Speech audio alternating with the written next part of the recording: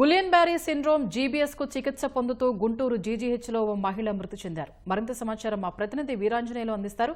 Veeranjaneyulu, Guntur జీజీహెచ్లో GBs మరణానికి సంబంధించి వివరాలేంటి?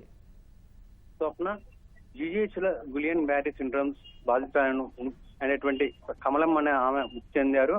ఈమె వెంటిలేటర్ మీద చికిత్స పొందుతూ ఈ రోజు మధ్యాహ్నం చనిపోవడం జరిగింది.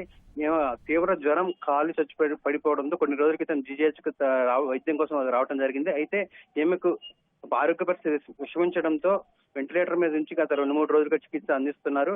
ఈ నేపథ్యంలోనే ఆమె ఆరోగ్య పరిస్థితి విషమించి ఈ రోజు మధ్యాహ్నం చనిపోవడం జరిగింది. ఇదే విషయాన్ని మన జీజీహెచ్ సూపరింటెండెంట్ రమణగౌడ్ ధృవీకరించారు.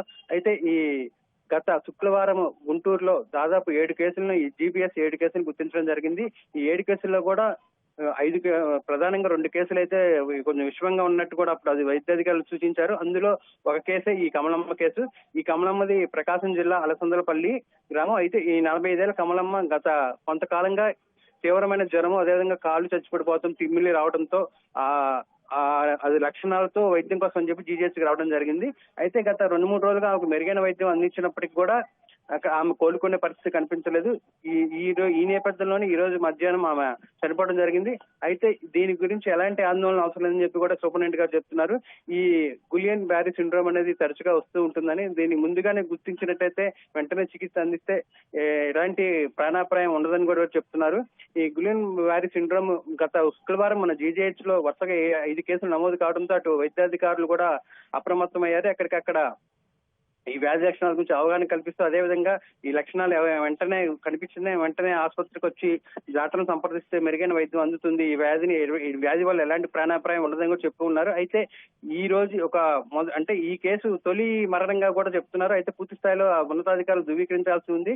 ఇది ఆంధ్రప్రదేశ్ రాష్ట్రంలో తొలి కేసా లేదా ఇంకా గతంలో ఏమన్నా శ్రీకాకుళం నమోదయ్యే పూర్తి స్థాయిలో సమాచారం లేదు.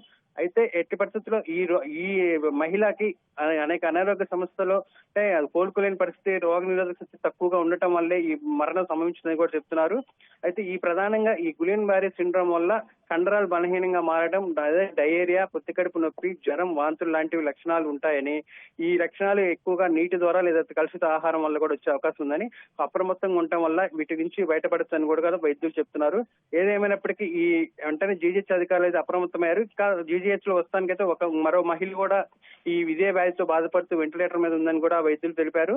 మరొక ఇద్దరైతే పూర్తిగా నయమై డిశ్చార్జ్ చేయాలని కూడా చెప్తున్నారు. స్వప్న, ధన్యవాదాలు వీరాంజనేయులు.